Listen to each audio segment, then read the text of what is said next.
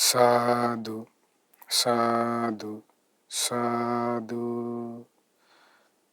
नमो तस्से भगवतो अरहतो सम्मा संबुद्दस्से नमो तस्से भगवतो अरहतो सम्मा संबुद्दस्से नमो तस्से भगवतो अरहतो सम्मा संबुद्दस्से साधु साधु साधु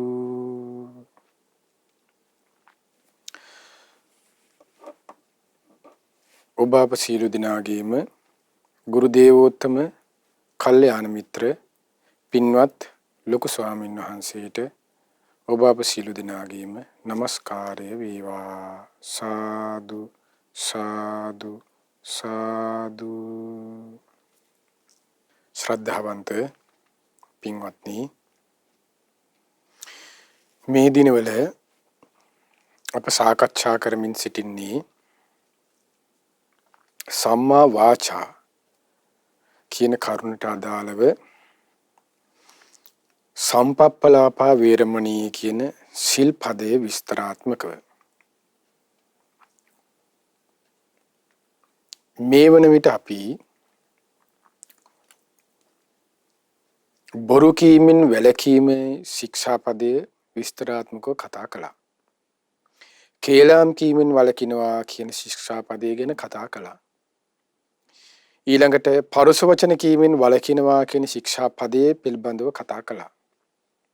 ඊළඟට සම්පප්පලාප හිස් වචන කීමෙන් වැළකීමේ ශික්ෂාපදය anu කුමක්ද කියන ගැනත් කතා කළා.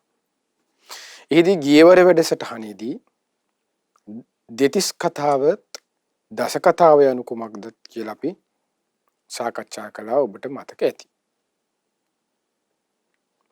දැන් අද අප සාකච්ඡා කරන්නේ ඒ දස කතාවට අයිති කතාවන්ගෙන් එක කරුණු පිළිබඳ විස්තරාත්මකව.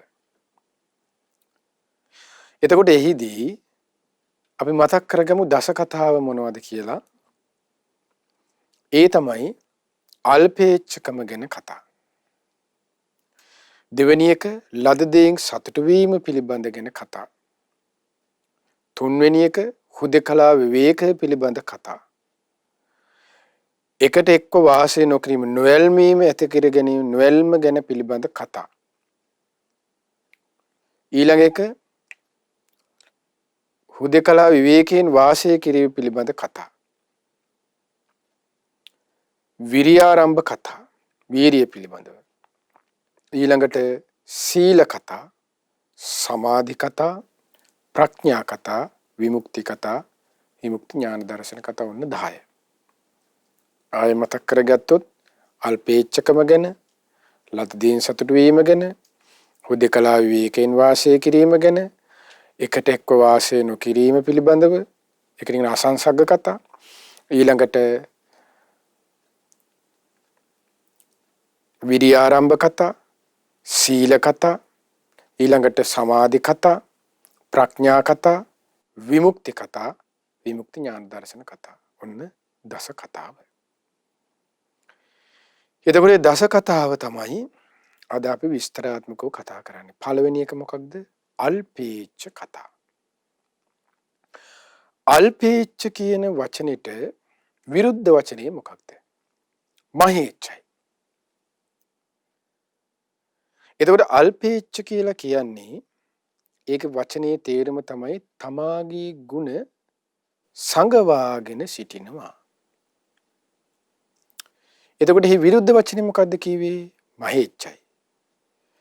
මහේච්ඡ කියන්නේ මොකද්ද එතකොට? එහෙනම් අල්පේච්ඡ කියන එක තමාගේ ගුණ සංගවාගෙන තමන් සිටින එක. එහෙනම් මහේච්ඡ කිව්වේ තමාගේ ගුණ තමන් ප්‍රකට කරනවා කියන කරුණ.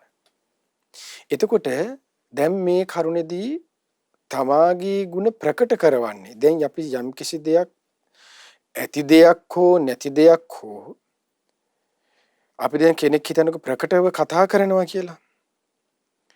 එතකොට ඒ කතා කරන්නේ එයා මොකද? පාපී ඉච්ඡාවන්ගෙන් යුතු නිසා.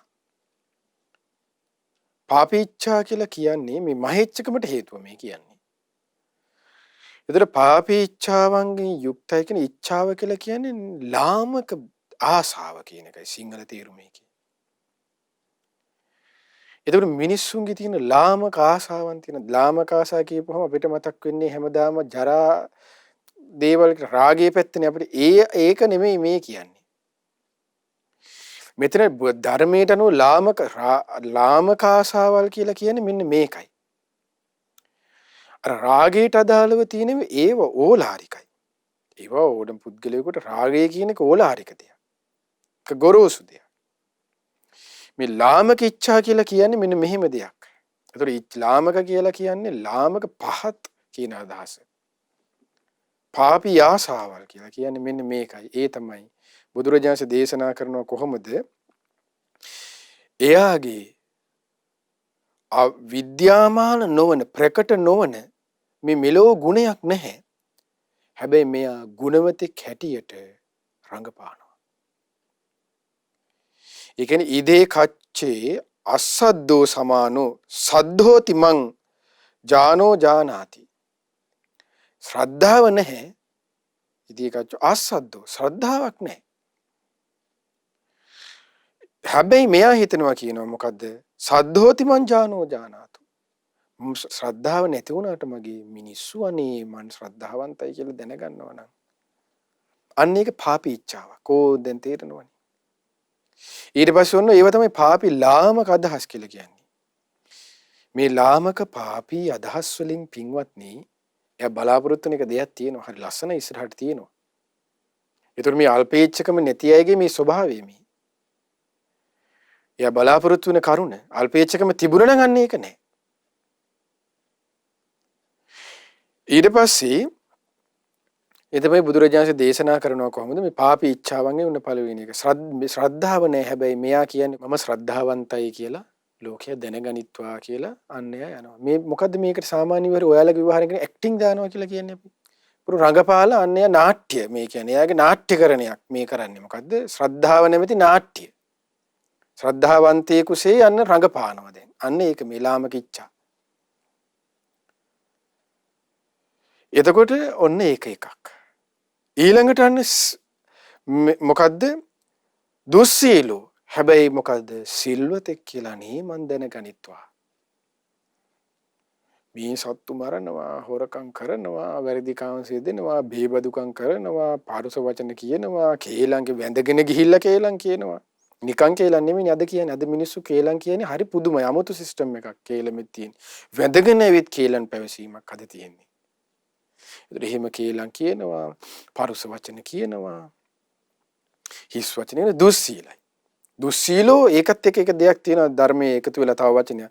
දුස්සීලෝ පාප ධම්මෝ. පාපී ධර්මයෙන් මේ දෙක වෙනස් කරන්න බෑ. එතකොට පාපී ඉච්ඡා නිකං ඉච්ඡා නෙමෙයි. ඒ වචන දෙක වෙනස් කරන්න. පාපී ඉච්ඡා.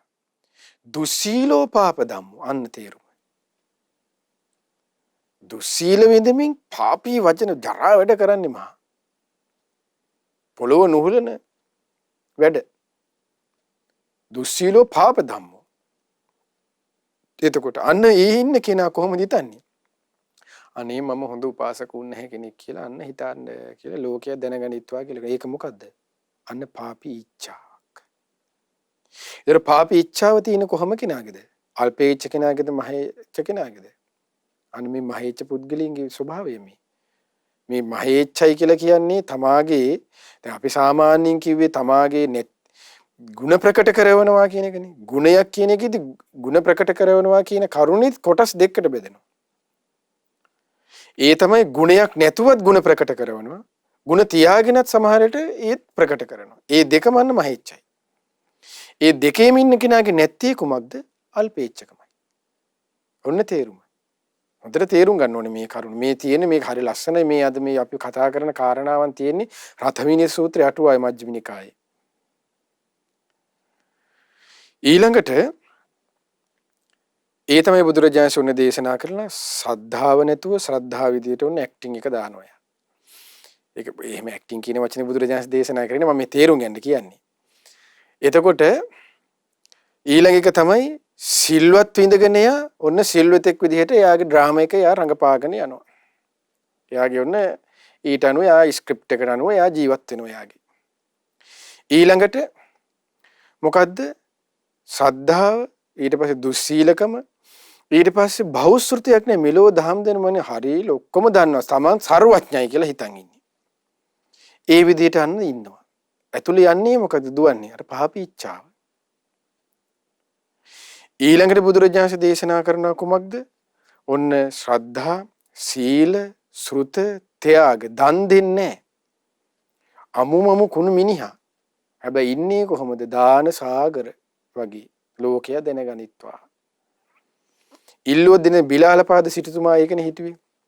අර අහිංසක ළමයි ඇවිල්ලා හැමෝගෙම සම්මාදන් වෙලා තථාගතයන් වහන්සේ ප්‍රමුඛ සංඝයා වඩිනවා කියලා තමයි ගමට එක එක ගෙදරින් එයාට නැති නිසා අනේ එයා ඉල්ලගෙන ගියානේ. අර අච්චර දුගී දුප්පත් මිනිස්සු දුන්නා. අර මිනිස්සයා තියෙන සිටුවරයා කොහොමද දුන්නේ?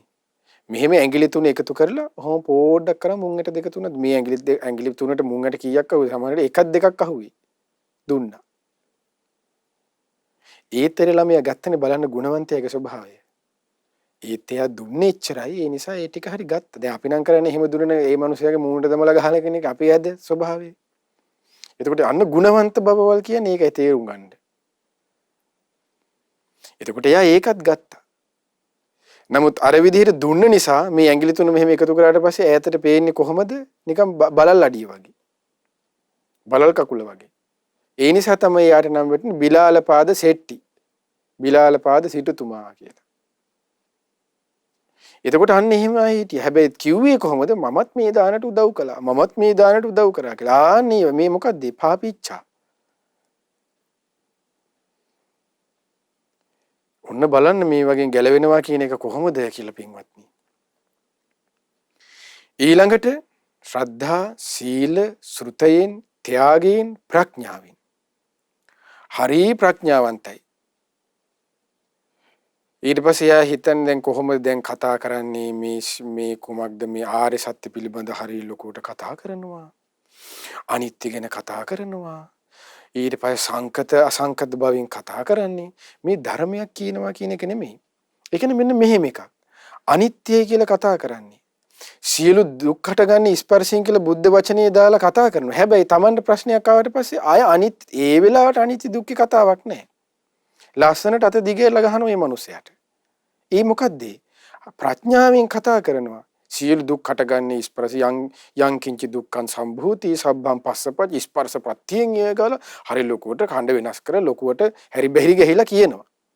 හැබැයි Tamanට දුකක් පීඩාවක් ආපු ගාම ස්පර්ශයේ කතාවල් ඒ වෙලාවට නැහැ. ළඟ ඉන්න අයත් ඉවරයි. ඔන්න ඕක තමයි අද පාපී ඉච්ඡාවන්ගෙන් යුතු අයගේ මේ ස්වභාවය. මේ අද අපිට හැට කනට දකින්න කියන්න තියෙන ලෝකෙ මේ. අමුතු ලෝක නෙවෙයි. තව්තිසාව ගැන නෙවෙයි මේ කතා කරන්නේ. මනුස්ස ලෝකෙ. එතකොට පින්වත්නි ඔන්න ඔය ස්වභාවයෙන් විද්‍යාමාන නොවන ප්‍රකට නොවන හැබැයි යථාර්ථයේ නේ තියෙනවා කියලා න දානවා ඉස්සරහට. එතකොට ආන් එක පාපී ඉච්ඡාවක්. එතකොට ඔය මහේච්ඡතාවයේ එක පැත්තක්. ඒ බුදුරජාණන් දේශනා කළේ. ඊළඟට තමයි මහේච්ඡතාවයේ අනිත් කොටස තමයි ඉදේ කච්චෝ සද්දෝ. ඇත්තටම මේ ශ්‍රද්ධාවන්තයි. සමානෝ සද්දෝ හෝති මං ජානීතු. මම ඇත්තටම හොඳ ශ්‍රද්ධාවන්ත කෙනෙක්. ශ්‍රද්ධාවන්තයි කියලා දැනගෙන මේගොල්ලෝ මට සලකත්වා. එහෙමත් ඉන්න ඕන්න බලන්නකෝ අද මේ නාට්‍යකරණයේ ස්වභාවයන් අපිට හිතා ගන්න බෑනේ. ඒතකොට පේනවද ಗುಣධර්මයක් වඩනවා කියන එකේ ස්වභාවය කොච්චර දුෂ්කරයිද කියන කරුණ. දැන් ඒකනේ ලංකාවේ අර සිද්ධියේ තියෙන හරි ලස්සන සිදුවීම. රහතන් වහන්සේ රජතුමා කියනවා රජතුමාට ආරංචි වෙන රහතන් වහන්සේ නමක් වැඩ ඉන්නවා හම්බෙන්න යන්න ඕන කියලා. මහරහතන් වහන්සේ රජතුමා එනකොට මොකද කරන්නේ? මිදුලේ වාඩි වෙලා ඉරි ඇඳ ඉන්නවා. කොහොමද? ශ්‍රද්ධාවෙන් අඩුවක්ද? සීලයෙන් කොහෙද අඩු? සමාධියෙන් කොහෙද අඩු? සිහියෙන් කොතනද අඩු?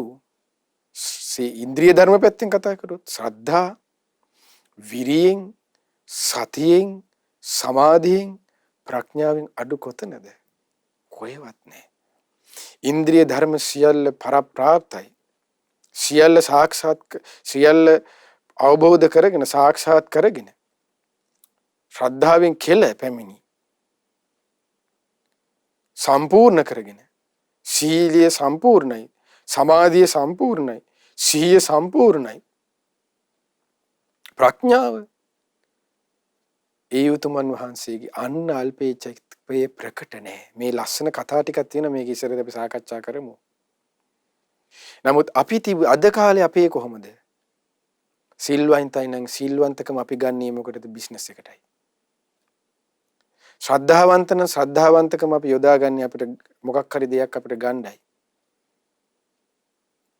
ඒ ඔක්කොම මහේච්ඡකමට අයිති දේවල්. මේ ඉච්ඡාවන්ගේ ස්වභාවය මේ. කලින් එක නැහැ නෑ කලින් එක්කන. හැබැයි තියෙනවා කියලා කියනවා. දැන් එක්කනාගේ දෙයියන් පල්ලා තියෙනවා. හැබැයි යා ගන්නේ එක වෙනම අදහසකට. ඔන්න මේ ලෝකයේ දැන් තේරෙනව නේද? මේ ලාමක ආසාවෙන් ගැලවිලා මහේච්ඡතාවයට හසු නොවි අල්පේච්ඡතාවය ඇති කර ගන්නවා කියන එක හිතන් පින්වත්නි ලේසි නෑ කියලා.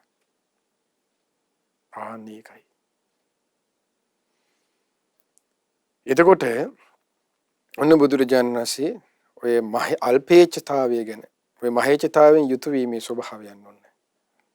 අර වගේම තමයි. ඔන්න ශ්‍රද්ධාවන්තයි ශ්‍රද්ධාව තියෙනවා කියලා ලෝකයා දැනගනීවා. සිල්වන්තයි සිල්වන්තයි කියලා ලෝකයා දැනගනීවා. භවශ්‍රුතයි භවශ්‍රුතයි කියලා නේ දැනගනීවා. ඊට පස්සේ කුමක්ද? ත්‍යාගවන්තයි ත්‍යාගවන්තයෙක් කියලාම දැනගනීවා. ප්‍රඥාවන්තයි ප්‍රඥාවන්තයි කියලාම දැනගනීවා. අපිට ඇත්තටම පින්වත්නි ගුණයක් වඩනකොට ඒ දැනගනීවා කියලා ඒක පහම්පත්තු කර කර හඳුන් කూరు අල්ලල්ලා ඒකට යන්න ඕනේ නැහැ. ගුණීක ස්වභාවය තමයි සීලේ ආනිසංස විදියට කෙලින්ම තියෙනවා. එයාගේ ගුණ රාවය පැතිරෙනවා. ඒක ධර්මතාවයක්. ඒක පැතිරෙන්න නේද යහඳුන් වහන්සේ කියලා පළතුරු වට්ටි තීතී යන්න ඕනේ. ඒක පැතිරෙන එක ධර්මතාවයක්. අන්න ඒකයි පින්වත්නි ස්වභාවය. ඊට පස්සේ බහුශ්‍රුතයි නම් අනේ බහුශ්‍රුතය කියලා මේ දැනගන්න හොඳේ මම මෙච්චර පොත් කියවනවා කියලා ලෝකයට පේන්න පොත් ගොඩ ගහන් ඉන්න ඕනේ. ඒ කියන්නේ මේ පොත් කියවන්න ලස්සන පොත් ටිකක් තියන් ඉන්න කියන්නේ අර අපි සාලේ මැද්ද ලොකුවට ගහ ගන්නවනේ ඒක. අර ඉස්සර මිනිස්සුන්ගේ තිබ්බ නේද මේ ධර්මයෙන් පරිබාහිර කාරණාව කියන්නේ. දැන් නම් හැම ගෙදරෙම ෆ්‍රිජ් එකක් තියෙනවනේ සීතකරණයක්. ඉස්සර දැන් සීතකරණේ කොහෙද තියෙන්නේ? කුසියනේ. ඉස්සර ෆ්‍රිජ් ආපු ලංකාවට ආපු අලුත මුල් කාලේ. ඔය 90 ගණන් වල වගේ මුල් කාලේ අපිට මතකයි. එතකොට ෆ්‍රිජ් එක කොහෙද තිබ්බේ?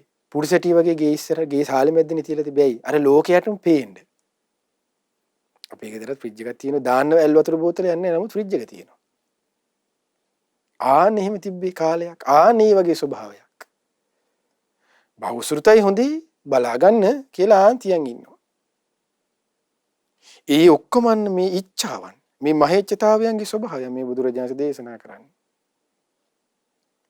ඉතින් ඒ වගේම තමයි යන්න ධර්මයටත් අපිට ගන්න තියෙන්නේ.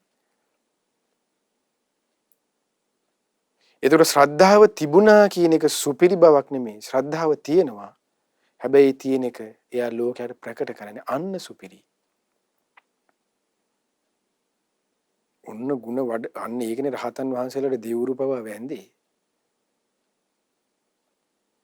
දැන් බලන්නකෝ තව උදාහරණයක් ගත්තොත් එහෙම අර කුෂ්ඨ රෝගියා බුදුරජාණන්සේගේ ධර්මයේ අහලා සෝවාන් වෙනවනේ.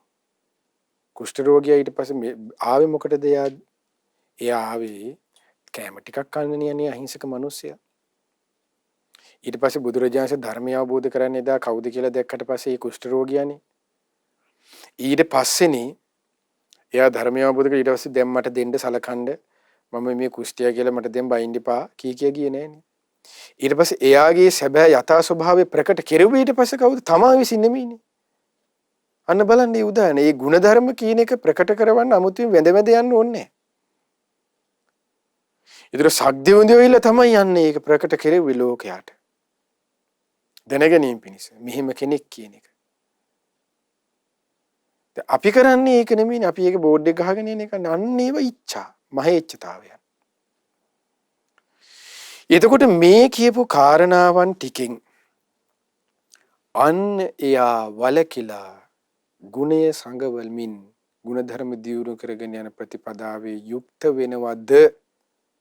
අන්නයට කියනවා පින්වත්නි නමක්. අන්න පළවෙනි එක දස කතාවන්ගෙන් කුමක්ද? අල්පීච්ඡ කතා, අල්පීච්ඡතාවය කියලා. එතකොට ආන්නේ විදිහට අල්පේච්ඡතාවය ගැන ඇති කරගන්න ඕන කියන එක ගැන තමයි අන්න ශ්‍රාවකයා කතා කරන්නේ. එකට එකතු වුණාම සම්නිපතිතානමෝ භික්ඛවේ ද්වයංකරණීය මතක ඇතිනේ. එකට එකතු වුණාම කරුණු දෙකක් ධම්මීව කතා අල්පේච්ඡතාවය ගැන කතා කරනවා.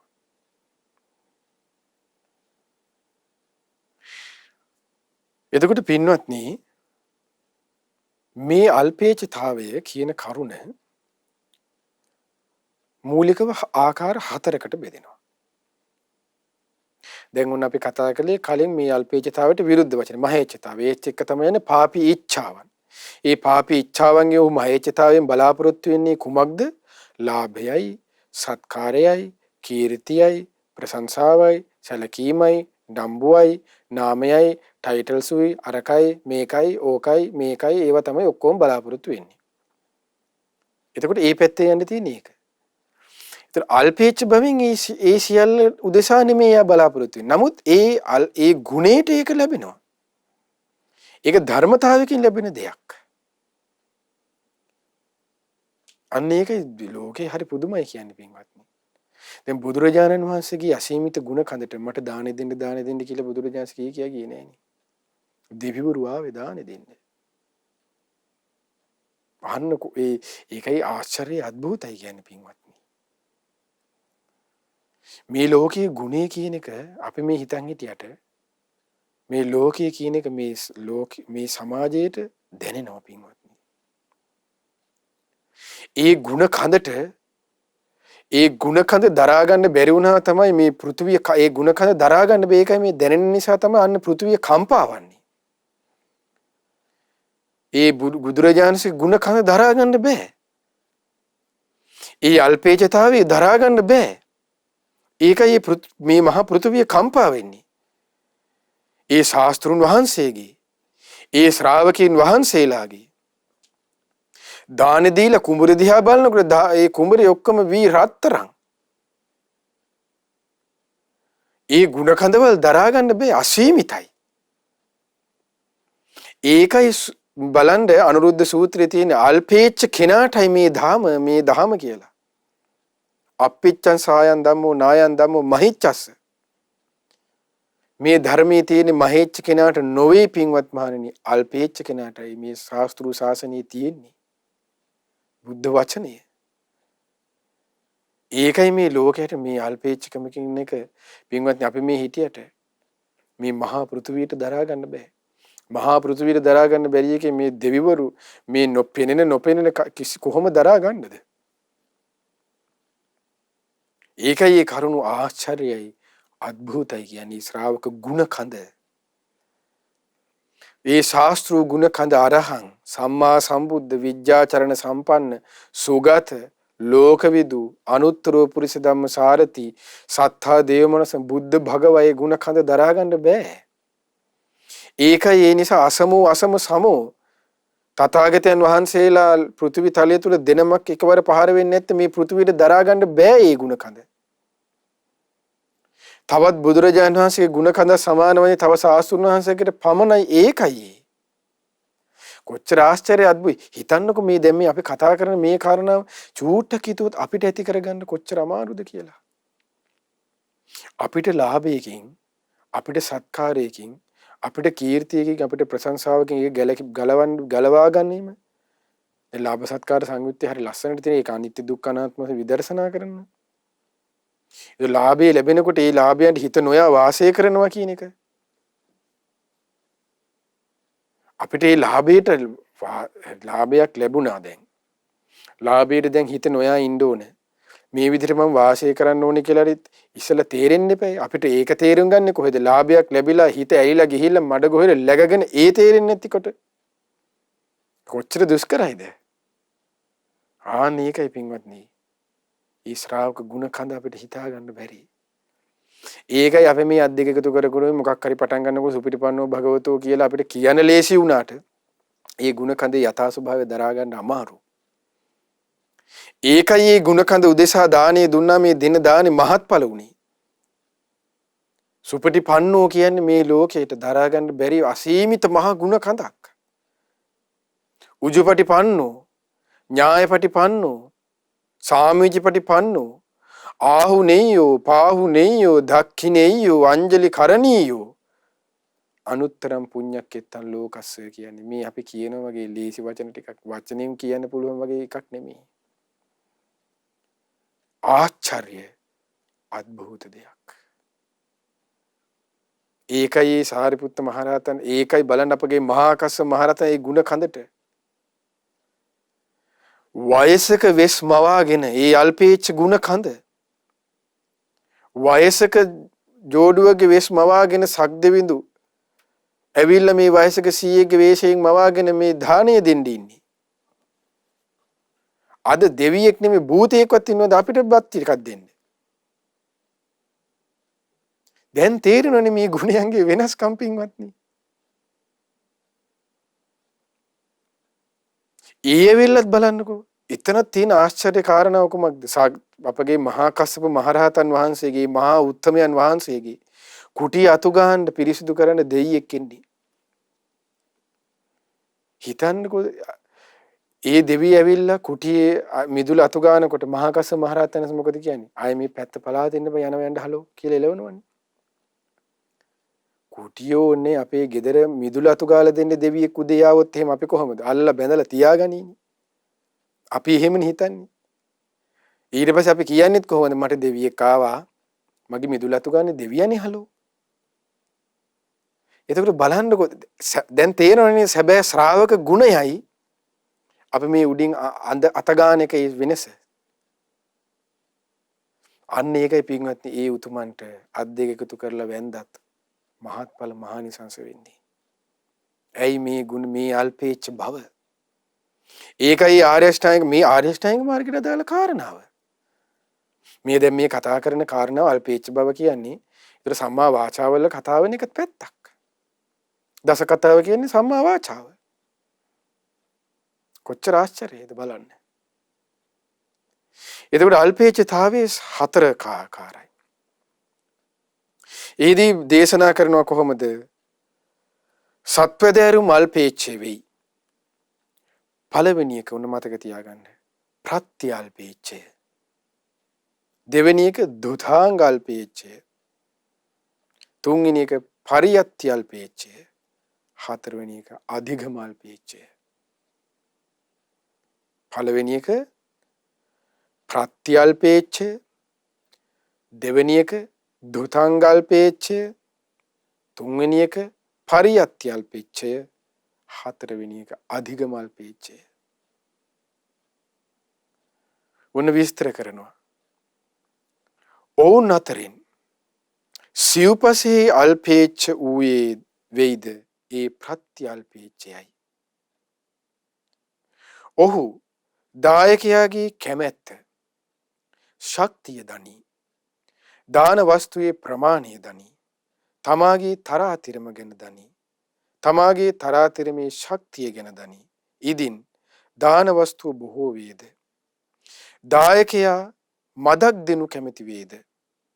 දායකයා වශයෙන් ස්වල්පයක් ගනි. දාන වස්තුව ස්වල්ප වූයේ දායකයා බොහෝ දෙනු කැමති වේද. තමාගේ ශක්ති ප්‍රමාණය දැන ඉපමණකින් ගනි. බලන්න මේ ශ්‍රාවකින් අල්පේච්ඡක මේ ස්වභාවය මේ ප්‍රත්‍යල්පේච්ඡය කියන එක පොලින්ම විස්තර කරන්න. ප්‍රත්‍යල්පේච්ඡ කියුවේ මොකද්ද? ප්‍රත්‍ය කියලා කියුවේ චීවර, පිණ්ඩපාත, සේනාසන, ගිලම්පස. ඒ ප්‍රත්‍යන ලැබෙන භික්ෂුවකට. එතකොට මොකද කරන්නේ? ප්‍රත්‍යල්පේච්ඡදී චීවර හෝ පිණ්ඩපාත හෝ සේනාසන හෝ ගිලම්පස හෝ කොහොමද දායකයෙක් ගන්නකොට දායකයාගේ කැමැත්ත දන්නවා කියනවා. දායකයාගේ ශක්තිය ගැන දන්නවා කියනවා. ඒ කියන්නේ මෙයා කොහොම කෙනෙක්ද? දැන් ඒකනේ හරිය ලස්සනට ගෝපාලක සූත්‍රයේ තියෙන මජ්ක්‍ධිම නිකායේ. දක්ෂ ගොපල්ලගේ ස්වභාවයකින් ඒ මේ තමන්ගේ ගවගාල් ඉන්නේ සරකුන් ආරක්ෂා කරගන්න ඕනේ භික්ෂුවක් දැනගන්න කියනවනේ. ඒ තමයි කියනවා කොහොමද දක්ෂ ගොපල්ලා කරන්න කියනවා. පැටියටත් කිරි ඉතුරු කරලා තමයි කියනවා කිරි ටික දොවාගන්නේ.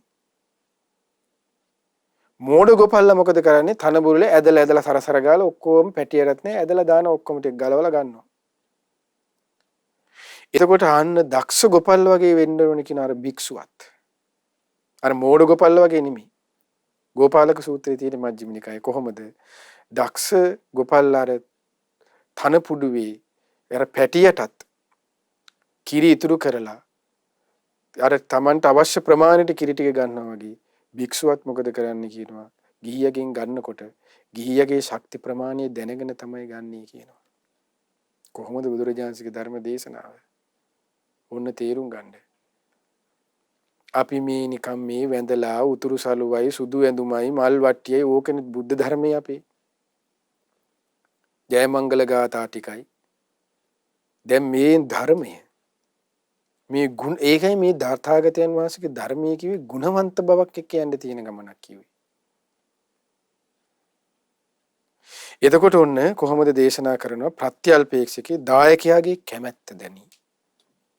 ශක්තිය දනි. දාන වස්තුවේ ප්‍රමාණීය දනි. ඒ දැනගෙනත් මොකද්ද කරන්නේ? තමාගේ ස්වභාවයත් ඔහු ශ්‍රාවකයා දැනගන්නවා කියනවා. මට මෙහෙම දැන් මම මෙහෙම ඉල්ල ගන්න සුදුසු කෙනෙක්ද? මේ විදිහට මේගොල්ලෝ තියෙන ඔක්කොම ශේෂතම දෙනවා. මට මේ ಗುಣ කඳින් යුක්තයිද මේ දරා ගන්න. අන්න ඒක තමාගේ ශක්තියක් දනී කියලා කියන්නේ.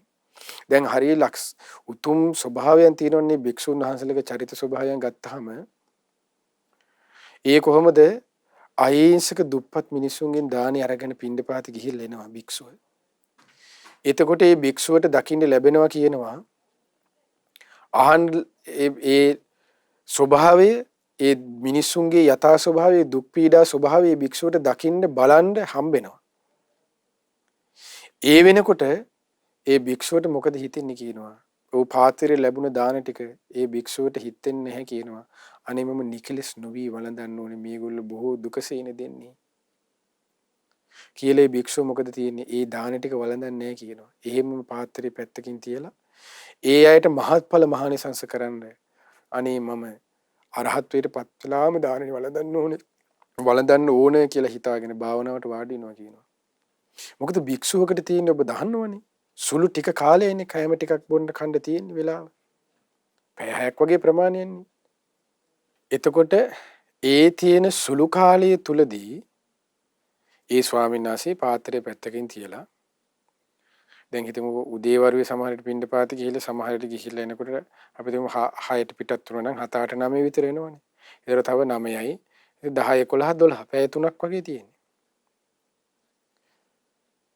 එතකොට ඒ පැය 3 අතරට තමයි වළඳන්නෙත් නැතුව අර දාන එක තියලා නෑ මේ මහත්ඵල මහානිසංස කරන්න ඕනේ කියලා මේ භික්ෂුව භාවනාවට වාඩි වෙන්නේ.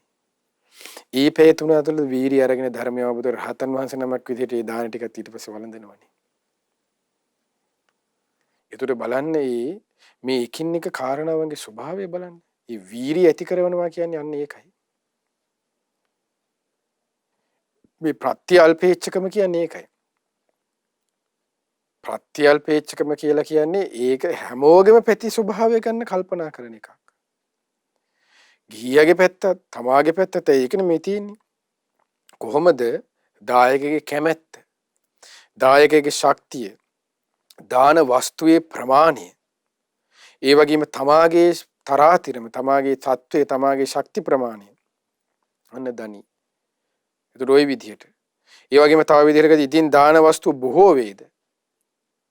දායකයා මදක් දෙනු කැමති දායක දාන වස්තු බොහෝ තියෙනවා. හැබැයි දායකය සමහර දායකයෝ දෙන පොඩ්ඩයිනේ.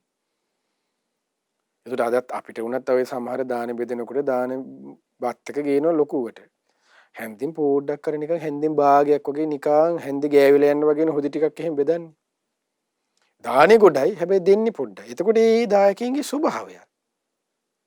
ඒතර දායකයා මදක් දෙනු කැමති වේද? දායකයාගේ වශයෙන් අන්න ඊට පස්සේ දැන් අනේ මොකද කරන්නේ? ඉතින් මේ තියෙනවා කියලා එයා ඒ ප්‍රමාණයෙන් අන්න එක ගන්නවා. ස්වභාවයෙන් ඒ ස්වල්පයේද ගනි. දාන වස්තුව ඊට පස්සේ තමයි දාන වස්තුව ස්වල්ප වූයේ. දායකයා බොහෝ දෙනු කැමති වේද? තමාගේ ශක්තිය දැන ප්‍රමාණයෙන් ගනි. දාන වස්තුවත් බොහෝ වේද? දායකයාත් බොහෝ දෙනු කැමති වේද? එකල තමාගේ ශක්ති පමණ දැන ප්‍රමාණයෙන් අන්නේ ගන්න කියනවා. ඒතර මේ ප්‍රමාණයෙන් ගන්න යන්නේ භික්ෂුවගේ ඒ ආධ්‍යාත්මික ඒ භික්ෂුවගේ තමාගේ ස්වභාවයක්. මේ භික්ෂුව කල්පනා කරන ආකාරය. දායකයා කියන්නේ මම බොහෝ දෙන්න කැමති කෙනෙක්, මම පොඩ්ඩක් දෙන්න කැමති කෙනෙක්, මටත් දෙන්න. මොකද ඇසුරු කරනකොට මේ ස්වභාවයන් තේරෙනවනේ මිනිසුන්ගේ. කටින් එකයිද නැති එකයිද උඩින් එකයිද බොරුවද ඇත්තද මේ තියෙන්නේ කියන මිනිසුන්ගේ තේරෙනවනේ ඒක. ඒතකොට ඒ අනුව අන්න භික්ෂුව ඊට අනුව කටයුතු කරන්න ඕනේ. අහිංසකයි ඉන්නවනේ. දැන් අපිට උනත් හම්බෙලා තියෙන සමහර අහිංසකයි ඉන්නවා. කොහේ හරි කඩේකට ස්වාංශ මේකත් ගන්න මේකත් ගන්න මේකත් ගන්න. අනේ ස්වාංශ කියේ එයා පිනට ආසනෙස එයා දෙනවා. ඒතකොට අපේ ස්වභාවය මොකද්ද? පිනට දෙනවා කියලා එහෙනම් ඔක්කොම දෙන්න කියලා ගන්න එකද නෑ. ඒක නෙවෙයි භික්ෂුවගේ පිනට අනුග්‍රහ කරනවා කියන්නේ. ඒ ස්වභාවය දැනගෙන අන්නේ ගන්න ඕන. අහන්නේ ඒකයි.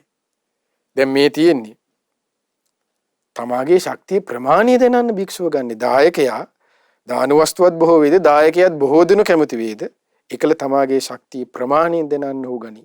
මේ තමවන ප්‍රත්‍යල්පේච්ඡ භාවයන්ගේ ස්වභාවය මේ. අල්පේච්ඡකය කොටස් හතරයිනේ.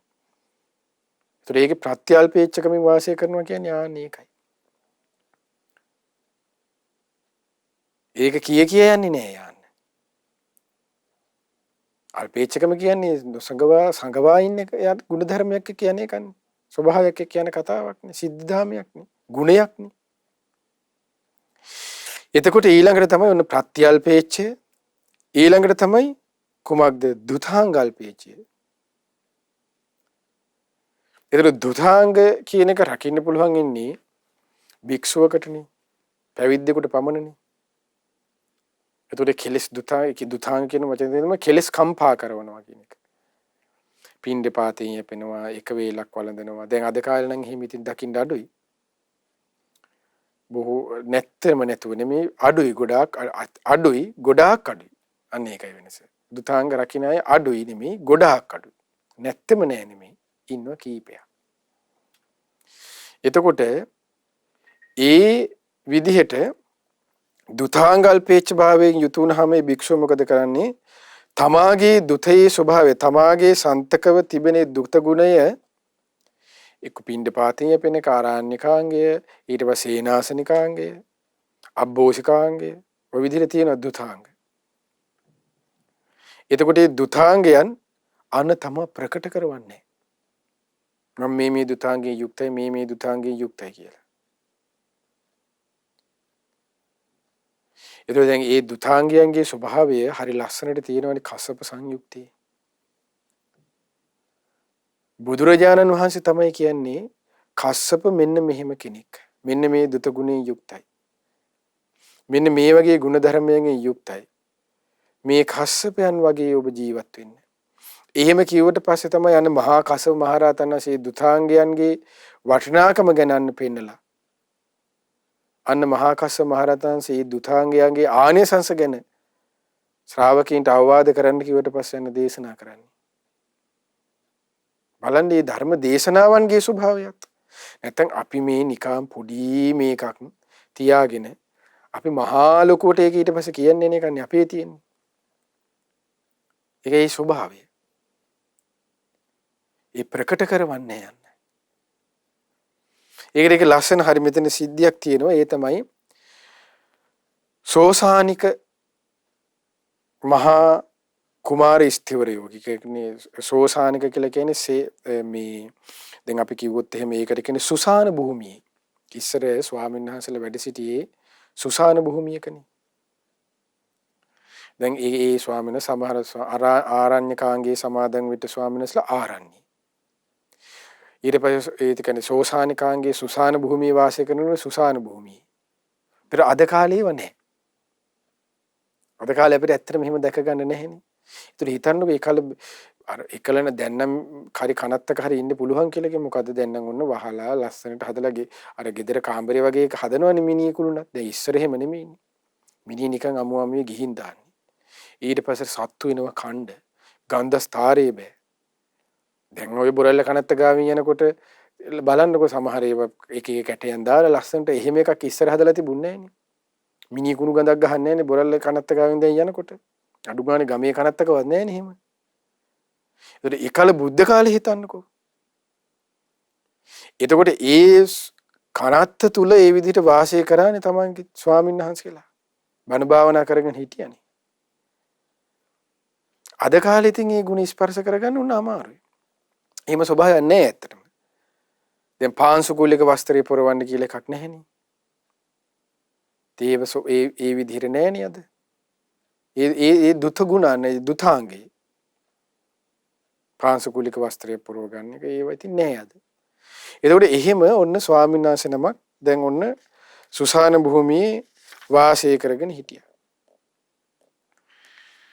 දැන් ওই විදිහට වාසය කරගෙන ඉන්නකොට දැන් මේ ස්වාමීන් වහන්සේ ඒ සුසාන භූමියේ අවුරුදු කීයද 60 වසක්. වස් 60ක්ම සොහොනේ වාසය කළා. ඊටද වෙනත් කිසිම කෙනෙක් වෙනත් කිසිම ස්වාමීන් වහන්සේ නමක් කවුරුවත් දන්නේ නැහැ මේ ස්වාමීන් වහන්සේ ඒ අවුරුදු 60ක්ම ඒ විදිහට සෝසානික දුතාංගයේ සමාදන් වෙච්ච භික්ෂුවක් කියලා දන්නේ නැහැ. ඒ හරි පුදුමයි යන්නේ. ඒ ගුණ කඳ අවුරුදු 60ක් මේ අනිත් ස්වාමීන් වහන්සේලා ඇස්කන් නැද්ද පේන්න අහන්න. ඒතරේ තමන් මේ වගේ ගුණයකින් යුක්තයි කියලා 60 වසක් අවුරුදු 60ක් ගියා කියලා කියන්නේ සාමාන්‍ය වයස අවුරුදු එතකොට 20 අවුරුදු 20න් උපසම්පදා වුණොත් අවුරුදු 20 දින උපසම්පදා වෙන්න පුළුවන්. ඊට අවුරුදු 20 ඉඳන් 60 වසක් ගියාට පස්සේ වස් 60ක් කියන්නේ සාමාන්‍ය වයස එතකොට අවුරුදු 80ක්.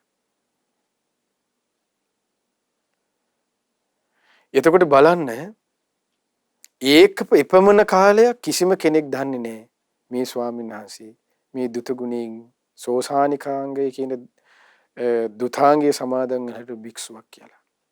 ඒක කොච්චර අල්පේච්චද බලන්න. අපිට ගුණයක් එක දවසක් රැකගන්න පුළුවන්ද? මේ පැය භාගයක් භාවනා කරගන්න පුළුවන් වුණොත් අෂ්ට සමාපත්තියෙන් කතාව කරන්න යන්නේ. දවසක් සිල් රැක්කොත් මෙහෙම සීලස් ඛණ්ඩයෙන් සම්පූර්ණයි කියලා කතා කරන්න යන්නේ. විනය පොඩ්ඩක් දැනගත්තොත් උපාලි මහරහතන් වහන්සේටත් එහා විනයාචාර්යයන් වහන්සේලා වෙන්න යන්නේ. බහුශ්‍රතභාවයේ චූට්ට මේ පොතක් කියලා පොඩි ධර්මඥානයක් ඇති කරගත්තොත් ආනන්ද මහරහතන් වහන්සේටත් එහා බහුශ්‍රතධාරී කියලා කතාව තියෙන්නේ. ඔන්න අපේ ගුණ අපි රකින්න ස්වභාවය. බලන්න මේ ගුණද ඒකයි පින්වත්නි ආශ්චර්ය අద్භූතයි කියන්නේ. ඒ අල්පේච්ඡකම කියන එක. අන්නේ යුතු වෙන්න කියලා මේ දස කතාවේ බුදුරජාණන් මේ ඒව කී අපිත් මෙහෙම වෙන්න ඕනේ කියලා හිතට අදිෂ්ඨානයක් ඇති වෙනවා. එතකොට ඕන කෙනාට මට බයිනවා මට ගැරහෙව්වා කියලා හිතන්නේ නැහැ යා. මමත් එහෙනම් මෙහෙම වෙන්න ඕනේ කියලා ඒ ධර්මයේ ඕපනයික කරගන්නේ තමන් බලන්නේ. ශ්‍රාවකයාගේ ස්වභාවය. ඊළඟට හරි ලස්සන තව සිද්ධියක් තියෙනවා මේ දුතාංගයන්ගේ ස්වභාවයම තමයි ඊට පස්සේ තියෙනවා ඒකාසනිකාංගය කියලා. ඒ කියන්නේ දවසට දැන් අපිට පුළුවන් වළඳන්න උදේ වරුව තුල උදේ දානේ දවල් දානේ කියලා දෙකක් වළඳන්න පුළුවන්. ඒතකොට ඒක ස්වාංශන එහෙම නෙමෙයි ඒකාසනිකාංගයේ වළඳන ඒ සමාදන් වෙච්ච භික්ෂුව එක වේලයි එතකොට. දවල් දානේ කියලා වෙනම දානයක් නැහැ. එතකොට ඔන්න ලංකාවේ සිද්ධිය වෙන්නේ. ලංකාවේ සෑගිරි පර්වතයේ සහෝදරයන් වහන්සේලා දෙන අයියමලෝ දෙන්නෙක් මහණ වුණා. සෑගිරි පර්වතයේ. ඉතින් දැන් අයියා ස්වාමීන් වහන්සේ මල්ලි ස්වාමීන් වහන්සේ ඉන්නවා. එකිනෙකා දැන් මේ දුතාංග සමාදන් වෙලා. එකිනෙකාට එකිනෙකා දන්නෙත් නැහැ. දැන් මේක ප්‍රකට කරවන්න දැන් ඔන්න ඊට පස්සේ මොකද දැන් මල්ලි ස්වාමීන් වහන්සේ දැන් මල්ලි ස්වාමීන් වහන්සේ අයියා ස්වාමීන් වහන්සේ දැන් දානේ වළඳ ඉවරනට පස්සේ ඒක දතකට බැරිලා පිරිසුදු වෙනවනේ. ඒ පිරිසුදු වෙන්න සූදානම් වෙනකොටම මල්ලි ස්වාමීන් වහන්සේ මොකද කරන්නේ? උක් දණු ටිකක් අරන් ඇවිල්ලා දැන් තාම කාලේ තියෙනවා අයියා ස්වාමීන් වහන්සේට දුන්නා. මේ අයියා ස්වාමීන් වහන්සේ වළඳන්නේ කියලා. අයියා ස්වාමීන් වහන්සේ කිව්වා මං වළඳලා ඉවරයි කියලා කිව්වා. එතකොට මල්ලි ස්වාමීන් වහන්සේට අනේ එකපාරම කියුණා ඇයි ඔබ වහන්සේ ඒකාසනිකාංගයේ සමාදන් වෙලාද කියලා ඇහුණා. දැන් මේ මෙච්චර බොහෝ කාලයක් මේ ස්වාමීන් වහන්සේ ඒකාසනිකාංගය එතන සඳහන් වෙනවා 50 වසක්. ඒතර අවුරුදු 50ක් මුළුල්ලේ ඒකාසනිකාංගය ආරක්ෂා කරගෙන ආපු භික්ෂුව අර වෙලාවේ මල්ලි ස්වාමීන් වහන්සේ කෙනා අයියෝ වහන්සේ ඒකාසනිකාංගයිද කියලා. අර ස්වාමීන් වහන්සේ මොකද කරන්නේ? දෙන්න එහෙනම් මම ඔව් කියන්නේ. එහෙනම් දෙන්න මල්ලි උක් ටික කියලා වළඳනවා. ඒකවල අර නොකඩවා 50 වසක් රැකගෙන ආපු එක. ඒ ගුණය අන්න ප්‍රකට කරේ නෑ. ඊට පස්සේ ඒක වැළඳුවා ආයේකාසනිකාංගේ සමාදන් වුණා. ඒතර බලන්නේ මේ ගුණධර්මයන්ගේ ස්වභාවය. දැන් අපි තුල තියෙන අපි ගත්තොත් අපිත් ඒකාසනිකාංගය කියලා සමාදන් වෙයි ආයෙකක් දුන්නොත් දෙන්න ආයෙ කනවා ආයෙ දෙන්න ආයෙ කනවා අපි තුල තියෙන එහෙම එකන්නේ මේ විදිහට ගුණයක් එක්ක අර ටිකන් ඒ උක් ස්වල්පේ දීලා අර වැළඳපු කතාවත් එක්ක අපි ඒක අරගෙන අපි හදන්නේ මොකද අපිට ලකුණු අපිට ඒක ඒ විදිහට හදාගෙන අපි ජීවත් වෙන්නේ අපි හිතන්නේ මේ අර දිනපලියට කණ එකක් නෙමෙයි මේ තියෙන මේ 50 වසක් රැකපු භික්ෂුවක් මේ ඒකයි මේ ධර්මයේ හරියට තේරුම් ගන්න ඕනේ කියන්නේ. කොහොමද මේ ගුණධර්ම ප්‍රකට නොකර සිටින ඒ අල්පේච්ඡක මේ ස්වභාවය මේකයි ශ්‍රාවකින් වහන්සේලා ගුණධර්ම වලට ඒක ආශ්චර්ය අద్భుත වන්නේ. ওই අල්පේච්ඡතාවයට අදාළ කරුණු දෙකක් ඔය අපි කතා කළේ අද. අද අපි කතා කළා අල්පේච්ඡතාවය පිළිබඳ දස කතාවේ. එහිදී මුලින්ම අපි කතා කරේ මහේච්ඡතාවයට විරුද්ධ වචන. ඒතර මහේච්ඡතාවය කියන එකට සම්බන්ධ වෙනවා කියලා කිව්ව පාපී ඉච්ඡාව. මේ පාපී ඉච්ඡාව කොටස් දෙකයි. ඊට පස්සේ ගුණයක් තිබිලත් ගුණය පළවෙනි එක තමයි ගුණයක් නැතුව ගුණයක් තිබුණා කියලා කියනවා. ඊට පස්සේ ගුණේ තිබිලා ඒ ගුණය ප්‍රකට කරනවා. දෙපැත්තෙන් මෙයා නැතුව තිබිලත් ඊට පස්සේ තිබිලත් දෙපැත්තෙන් ප්‍රකට වීමේ ඒකාරමුණක් කරාගේ පාපී ඉච්ඡාව කුමක්ද තිබුණේ? ලාභ සත්කාර කීර්ති ප්‍රශංසාව. ඒ ඉන්නේ හේතුවෙන් ඕවන්න මහේච්ඡයි. ඒත් අල්පේච්ඡතුමන් වහන්සේ තුල ඒ ලාභ සත්කාර අපේක්ෂාවක් නැති නිසානේ ඔහු අල්පේච්ඡව වාසයක සිටින්නේ. ඒ අල්පේච්ඡතාවය ඔන්න අපි කතා කළා ඔබට මතක ඇති ආකාර හතරයි. ප්‍රත්‍ය, දුතාංග, ඊට පස්සේ පරියාප්ත ඊළඟට තමයි අධිගම. ඔන්න ඔය විදිහට. ඒතකොට එතනදී අද අපි සාකච්ඡා කළේ ප්‍රත්‍යල්පේච්ඡ කියන ස්වභාවයයි. කියන්නේ කුමක්ද? දුතාංගල්පේච්ඡ කියන එකයි.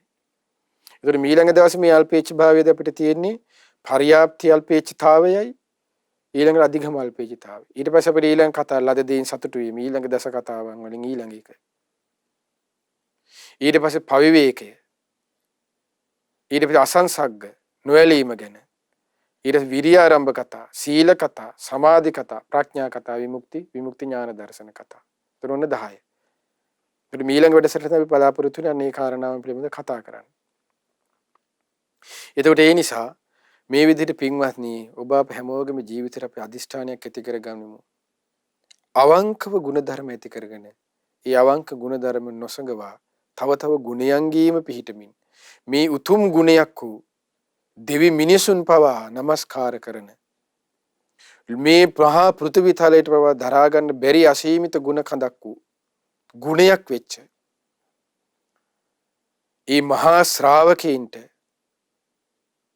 ඒ ශ්‍රාවක සංඝ රත්නයට පමණක් ඇති කරගත හැකි ශ්‍රාවකීන්ට පමණක් ඇති කරගත හැකි ඒ උතුම් අල්පේච්ඡතාවය ඇති කරගනිමින් ගෞතම බුදු සසුනේ සැබෑම ශ්‍රාවකීන් බවට පත්වන්න ඔබ අප හැම දිනාට සියලු ශක්තිය ධෛර්යය වාසනාව මේ පින් බලය මේ ධර්මය ඒකාන්තයෙන්ම ඔබ අප හැම දිනාට හේතු උපකාර වේවා සාදු සාදු සාදු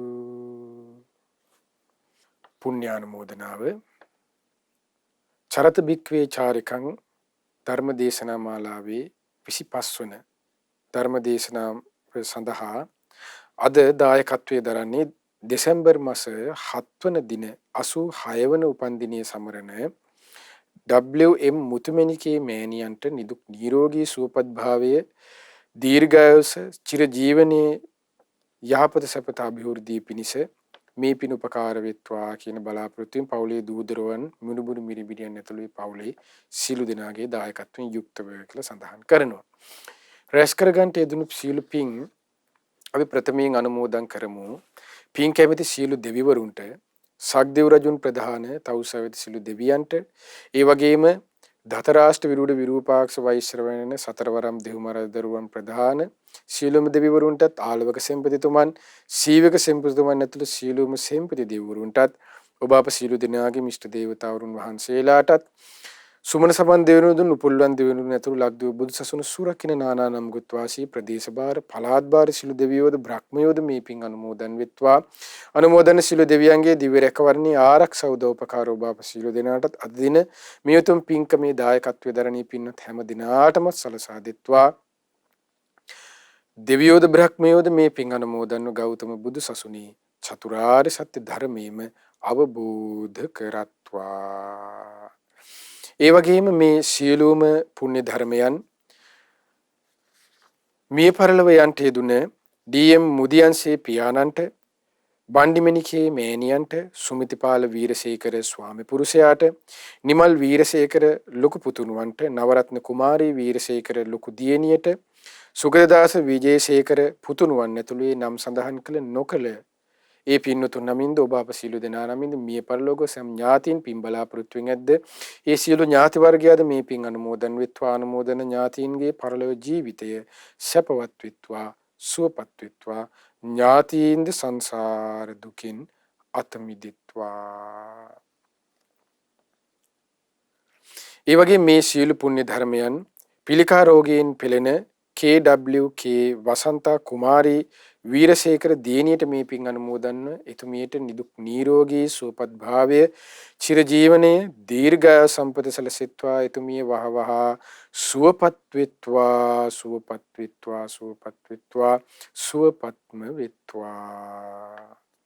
ඒ වගේම මේ පින දෙසැම්බර් මාස 7 වන දින 86 වන උපන්දිනයේ සමරන පින්වත් DM මුතුමැණිකේ මෑණියන්ට මේ පින් අනුමෝදන් වෙත්වා. ඒ වගේම දායකත්වයේ දරුවේ පවුලේ දූදරුවන් මුණුබුණු මිරිබියන් ඇතුළු හැම දිනාටද මේ පින් අනුමෝදන් වේ. හැම දිනාද නිදුක් වෙත්වා, නිරෝගී වෙත්වා, සුවපත් වෙත්වා, සුවපත් වෙත්වා, සුවපත් වෙත්වා. චිර ජීවනයේ දීර්ඝායු සම්පත සීල ආරක්ෂාව රැකවරණී සැලසේවා.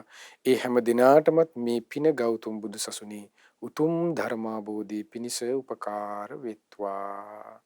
ඒ වගේම මේ පින් ඔබ අප සියලු දෙනාගේම දෙමාපිය, ගුරුවර, නෑදෑ හිතමිතුරු ඇතුළු සෑම දිනාටමත් අනුමෝදන්ව ඒ හැම දිනාද නිදුක් වෙත්වා, නිරෝගී වෙත්වා, සුවපත් වෙත්වා, සුවපත් වෙත්වා.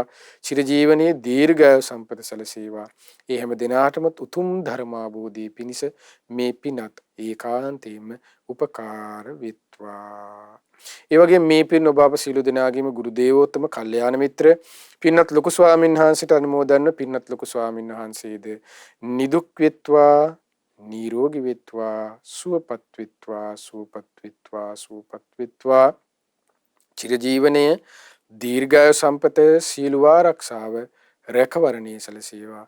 සුවසේ පිළිවෙතේ දෙන්නත් මේ පින ඒකාන්තයෙන්ම උපකාර වෙත්වා. ඒ වගේ මේ සීල පුණ්‍ය ධර්මයන් ඔබ අප සියලු දිනාටමත් එකලෙස අනුමෝදන් ඔබ අප හැම දිනාටද නිදුක් නිරෝගී සුවපත් භාවයේ චිර ජීවනයේ දීර්ඝායු සම්පත සීල ආරක්ෂාව රැකවරණී සැලසේවා. ඔබ අප සියලු දිනාටමත් මේ පින ගෞතම බුදු සසුනේ උතුම් ධර්මාබෝධී පිණිස ඒකාන්තයෙන්ම උපකාර වෙත්වා. හැම දිනාටම තෙරුවන් සරණයි. නමෝ බුද්ධාය.